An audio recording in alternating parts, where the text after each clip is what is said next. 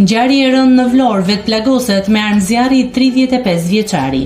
Rreth orës 4:10 të mëngjesit në lagjen Pavarësia të qytetit, një ngjarje e rëndë ka ndodhur në apartamentin ku jetonte shtetasi AM, 35 vjeç. Dyshohet se 35 vjeçari është vetplagosur me armë zjarri pistolet. Pas ndihmës së parë mjekësore, AM është transportuar për ndihmë të specializuar në Spitalin e Traumës, ku ndodhet jashtë rrezikut për jetën. Në vendin e ngjarjes është sekuestruar arma e zjarrit pistolet, që dyshohet se ka shërbyer për plagosjen e tij. Grupi hetimor në drejtimin e prokurorisë po vijon hetimet për zbardhjen e plotë të ngjarjes dhe dokumentimin e saj. Ky i ri është një figurë e njohur për policinë e Vlorës, pasi në korrik të vitit 2023 është arrestuar së bashku me një shok të tij për mbajtje dhe lëvizje me armë pa leje.